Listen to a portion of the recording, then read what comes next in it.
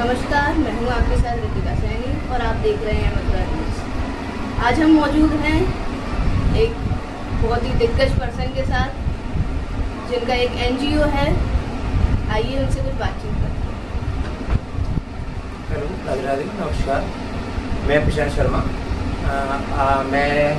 हमारा एनजीओ है स्वाभिमानी प्रयास, जो कि एक सारे कार्य करती है। वृद्ध आश्रम जो गरीब हैं उनको ही मदद करना, बच्चों के लिए शिक्षा का शिक्षा अभियान चलाना और महिलाओं के लिए शिक्षित करके और उनको रोजगार दिलाना, सारे हमारे कार्य हैं। और गायों के लिए भी हमारा एक बहुत योगदान रहा है और मैं काफ़ी जुड़ा हुआ हूँ गायों के लिए, गायों के साथ उनके कार्यों के करता रहा हूँ और हमारा आगे भी ऐसे ही है योगदान रहेगा।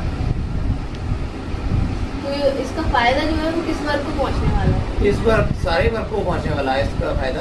जैसे कि है ना, गरीबों के लिए, जो महिला शिक्षित हैं, जो शिक्षा नहीं है, उनको रोजगार नहीं है, उनको रोजगार प्रदान कराना, हमारे साथ जुड़कर वो रोजगार कर सकती हैं, आगे बढ़ सकती हैं अपना कार्य के लिए।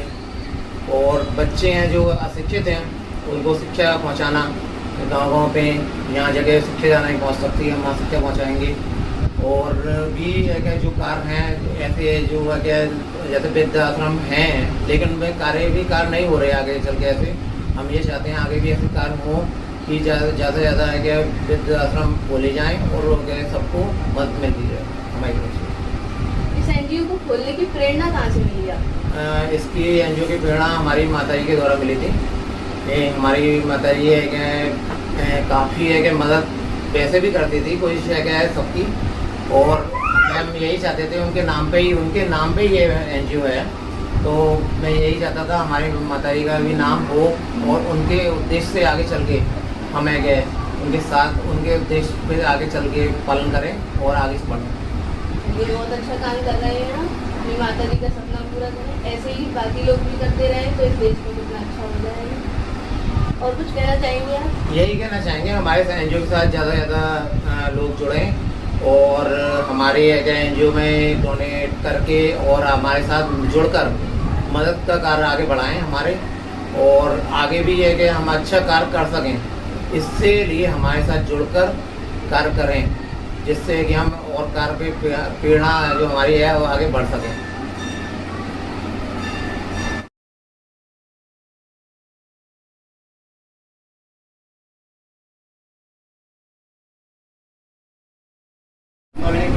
नमस्कार, मैं हूँ आपके साथ रितिका सैनी। आप देख रहे हैं मथुरा न्यूज़ नेटवर्क। आज हमारे साथ हैं एनजीओ की एक बहुत ही प्रमुख महिला। आइए उनसे जानते हैं कि उनका एनजीओ खोलने का उद्देश्य क्या है। क्या उद्देश्य? मैं हूँ सरोज शर्मा, स्वाभिमानी प्रयास से अब तक। और हमारे यही कारण है, हम घर घर जाके सर्वे करते हैं, बच्चों को देखते हैं, जो विकलांग बच्चे हैं हम उनकी भी हेल्प करते हैं। मैं घर घर जाके सर्वे करती हूँ, मेरी पूरी टीम सर्वे करते हैं। हम घर घर जाके उनके लिए हेल्प करते हैं, जितनी हमसे होती है जितना हम करते हैं, और सारी टीम मिलके हम लोग करते हैं। जो नहीं हम तक सूचना पहुँचती है, हम ये चाहते हैं कि हम तक सूचना भी पहुँचे, जिस लायक हम हैं वो हम उनकी हेल्प करें। आगे भी हम करते रहेंगे, क्योंकि बहुत से लोग हमें नहीं पता, क्योंकि जगह जगह हमको नहीं पता चलती कि कहाँ पे उनकी हमारी ज़रूरत है।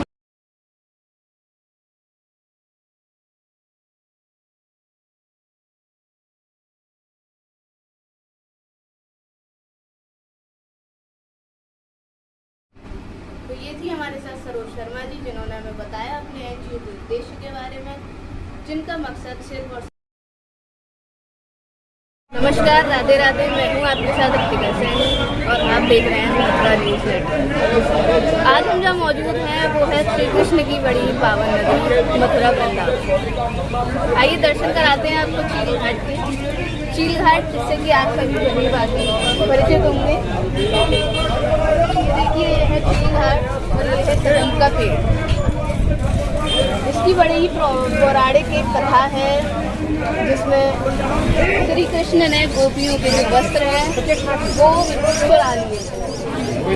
दर्शन करने आए? हाँ जी, दर्शन करने आए परिवार के साथ। हाँ जी। कैसा लग रहा है यहाँ के? बहुत अच्छा लग रहा है। आपने कहाँ कहाँ के दर्शन किए? कहाँ के किए? जी। और सोने के खंभे की है जी। सबसे पहले तो धन्यवाद देना चाहूँगा मथुरा न्यूज़ को, जो सनातन धर्म की परंपरा में एक अपनी कड़ी निभा रहा है, लोगों को समाचार के माध्यम से अपनी न्यूज़ प्रकाशित कर रहा है और धार्मिक क्षेत्रों का विवरण बता रहा है। तो सबसे पहले तो मैं धन्यवाद देना चाहूँगा मथुरा न्यूज़ के लिए। आगे आप लोग बहुत अच्छा साहसिक कार्य कर रहे हैं, जो समाचारों द्वारा प्रसारित हो रहा है और सनातन धर्म की एक अलग जगह आ रही है आपके प्रति। यह बहुत अच्छा आपका काम है, इसके लिए मैं आपको सागरवासियों की ओर से बहुत बहुत साधुवाद देता हूँ। तो प्रशासन की बात करें, प्रशासन कितना सहयोग यहाँ मिल रहा है, क्या कहोगे प्रशासन को लेके? प्रशासन का तो सहयोग मिला जुला ही है, ढिलपुल रवैये जैसा है प्रशासन का। तो जाम की बात करें, वृंदावन में जाम भी पूरा लगा हुआ है। जाम तो चारों तरफ लगा हुआ है जी। और प्रशासन क्या है, मदद तो ना करके यात्रियों को घुमा दिया करता है जी। कांगड़ा वृंदावन में और कहाँ मिलेगा? वृंदावन में मथुरा जाने का प्लान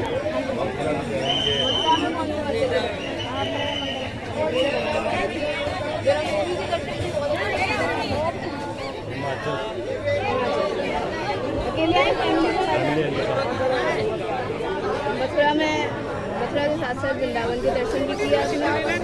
मथुरा के दर्शन नहीं हुए, लेकिन वृंदावन में और कहाँ गए? वृंदावन में भी हम वृंदावन में आए हैं, वृंदावन के दर्शन है। चीर घाट पर आए हैं आप, पहला मंदिर है। प्रेम मंदिर भी यहाँ का बहुत अच्छा है, बहुत बढ़िया, कोशिश करिएगा वहाँ जाने की। जरूर करेंगे। श्रद्धालुओं को जो हमारे साथ मौजूद थे, जिन्होंने अपने एक्सपीरियंस में बताया कि उन्हें कैसा लगा मंदिर आकर, उन्होंने बताया कि बहुत शांति प्रदान की है यहाँ आकर। देश के कुछ राज्यों में महिलाओं के प्रति जो अत्याचार दुष्कर्म की घटनाएं बढ़ी, वो बड़ी दुर्भाग्यपूर्ण भी हैं, चिंताजनक भी हैं, क्योंकि कानून व्यवस्था राज्य की जिम्मेदारी है। और बहुत सारे राज्यों में देखा गया कि बहुत कुछ घटने के बाद भी कोई उचित कदम नहीं उठाए गए, और ऐसी घटनाएं मानवता को शर्मसार भी करती हैं। लेकिन कुछ लोग राजनीतिक चश्मे से ही सब चीजों को देखते हैं। अब एक और नारी अस्मिता बिहार में तार तार है।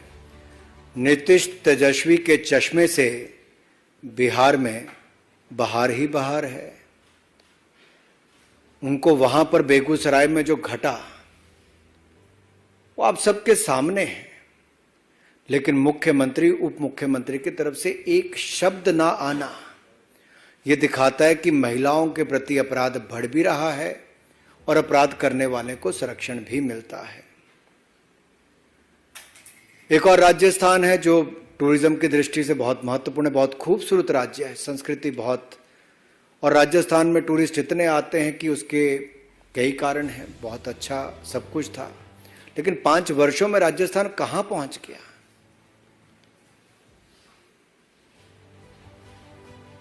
और जब वहां पर महिलाओं के प्रति कितनी घटनाएं दुष्कर्म की, अत्याचार की, अपराध की हुई। एक शांत राज्य, सुरक्षित राज्य पिछले 5 वर्षों में नंबर 1 महिला अपराध में बन गया है। 1,09,000 महिला अपराध की घटनाएं पिछले 4 वर्षों में। 33,000 महिलाओं के साथ दुष्कर्म की घटनाएं राजस्थान में। 22% देश की महिला दुष्कर्म की घटनाएं राजस्थान में। ये अपने आप में राजस्थान को नंबर 1 महिला अपराध में बनाता है। और कुल मिलाकर लगभग 10 लाख से ज्यादा आपराधिक घटनाओं को रजिस्टर किया गया। अब प्रधानमंत्री जी ने कहा था कि महिलाओं पर अपराध की घटनाओं पे राज्यों को कड़े कदम उठाने चाहिए, और सोनिया जी और राहुल गांधी जी के आदेश पर मुख्यमंत्री अशोक गहलोत जी ने कड़े कदम उठाए और अपने ही एक मंत्री को बर्खास्त कर दिया। बर्खास्त इसलिए किया कि राजेंद्र गुड़ा जी ने राजस्थान के हालात पर चिंता व्यक्त की। कि दूसरे राज्यों को छोड़ के राजस्थान में जो महिलाओं के खिलाफ अपराध की घटनाएं बढ़ रही हैं उसकी चिंता की जाए, चर्चा की जाए। और मुख्यमंत्री अशोक गहलोत जी ने राहुल गांधी जी, सोनिया गांधी जी के आदेश पे उसको ही बर्खास्त कर दिया। और उन्होंने क्या कहा राजेंद्र सिंह हुड्डा जी ने कि विधानसभा में मैं सीएम से 1-on-1 जवाब मांगूंगा। और बड़ी बात यह कही है, किसी और ने नहीं, जो 4.5 साल राजस्थान की सरकार में, अशोक गहलोत जी की सरकार में मंत्री रहे, उन्होंने कहा प्रदेश में सीएम का इकबाल खत्म हो गया है। ये बहुत बड़ी बात है। एक जो आपका मंत्री 4.5 साल आपके साथ रहा, उन्होंने कहा राजस्थान में अराजकता का माहौल है, सीएम विधानसभा में आते हैं ना जवाब देते हैं। और ये मैं नहीं कह रहा जी, ये राजस्थान में कांग्रेस के मंत्री ही अपने मुख्यमंत्री से सवाल खड़े कर। देखिए, एक तो उनको झूठ नहीं बोलना चाहिए, शोभा नहीं देता। अब उन्हें कितने झूठ बोले कि 3 साल में 27 नौकरी थी। अब आप लोग गवाह हैं, 55,000 सरकारी नौकरियों में भर्ती में इसी साल कर चुका हूं। अब ये भर्ती होती तो भी कांग्रेस के मित्रों को तकलीफ होती कि भर्ती क्यों हो रहे हैं। कई तरह के सवाल भर्तियों पर उठाते रहते हैं। सरकारी नौकरियों में भी भर्ती, स्वरोजगार के माध्यम से भी रोजगार, और अब मुख्यमंत्री सीखो कमाओ योजना आ रही है, जिसमें बच्चे जहां कंपनी में काम सीखेंगे उसके बदले उनको 8,000 रुपया महीना देने की व्यवस्था भी हमने की है। वो पूछते 18 साल में क्या हुआ। मैं बताता हूं, पहले गड्ढों में सड़क थी और सड़क में गड्ढा था, ये पता नहीं चलता था। 18 साल पहले ढूंढनी पड़ती थी गड्ढों में सड़क को। हमने 4,11,000 किलोमीटर शानदार सड़कें बना के दी। वो जमाना था, तब बिजली आती नहीं थी, कभी कभी आती थी, दर्शन कभी कभार होते थे। 2900 मेगावाट के स्थान पर 28,000 मेगावाट बिजली की सौगात हमने दी। सिंचाई के लिए पानी नहीं था, ना पीने के लिए पानी। हमने लगभग 47 लाख हेक्टेयर जमीन में सिंचाई की व्यवस्था की। मध्य प्रदेश तेजी से आगे बढ़ा।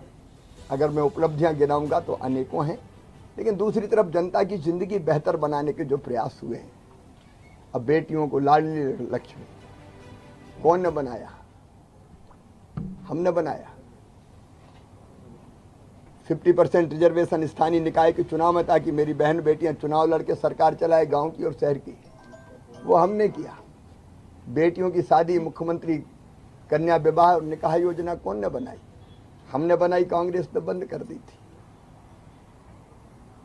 हम तो ये पूछना चाहते हैं कि बेटा बेटी को जन्म देने के पहले 4,000 और जन्म के बाद 12,000 रुपया मैंने देना शुरू किया था, ताकि गरीब बहन भी बेटा बेटी को जन्म देने के बाद आराम कर सके। कांग्रेस ने योजना बंद कर दी थी, हमने फिर चालू की है। हमने फैसला किया कि बेटी या बहनों के नाम पर कोई जमीन, मकान, दुकान खरीदेगा तो स्टाम्प शुल्क केवल 1% लगेगा, ताकि बहन बेटियों के नाम भी जमीन आए, संपत्ति आए। हमने मुख्यमंत्री लाडली बहना जैसी योजना बनाई। किसानों को कांग्रेस के जमाने में 18% ब्याज पर कर्जा मिलता था, हम 0% ब्याज पर कर्जा दे रहे हैं। वो कहती हैं कि 27 रुपया रोज केवल किसान की आमदनी है। मैं कहना चाहता हूं कि 6,000 प्रधानमंत्री और 6,000 अब मैं सीधे दे रहा हूं किसानों के खाते में। इतना झूठ तो ना बोलो कि पचे ही नहीं कहीं। अब इतनी धड़ल्ली से ऐसा साफ झूठ बोलते हैं, मुझे तो आश्चर्य होता।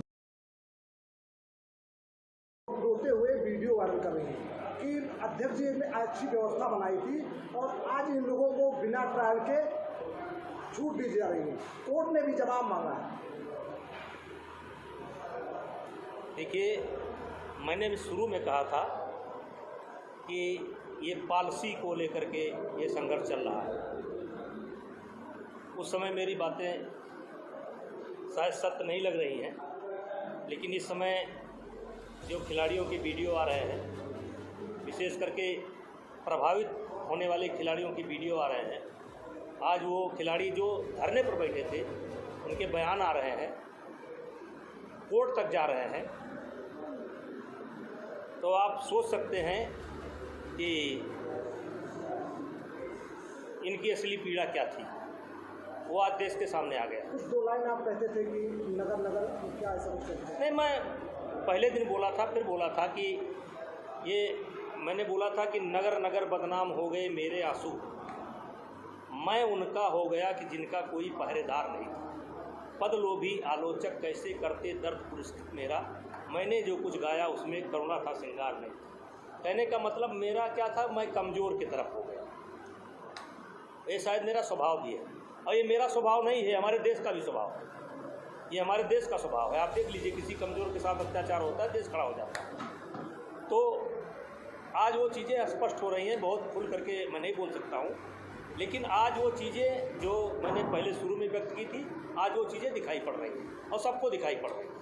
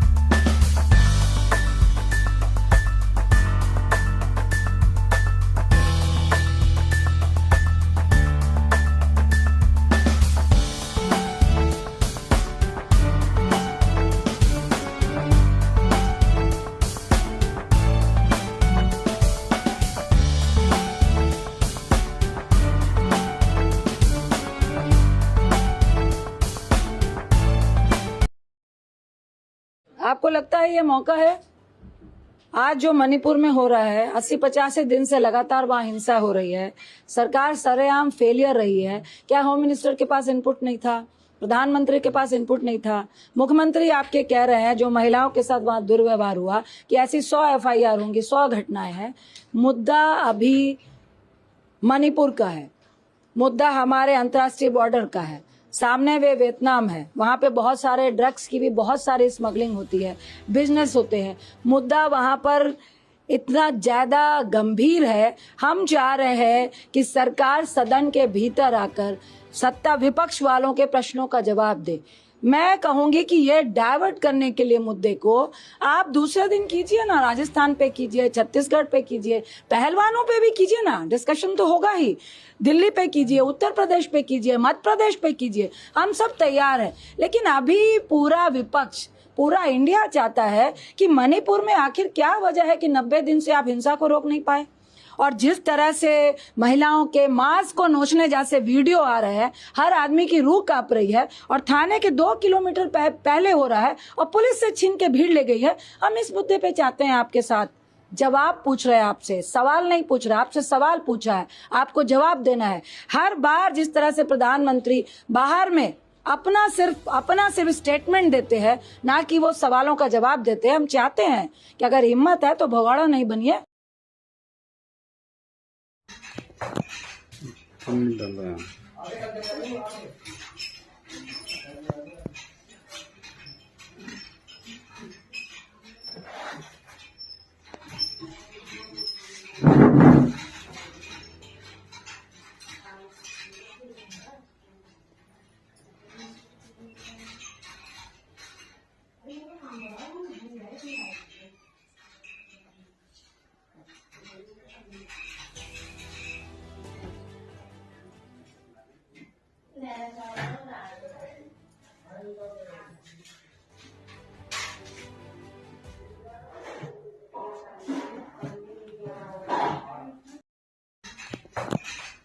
हम नहीं डाल रहे हैं।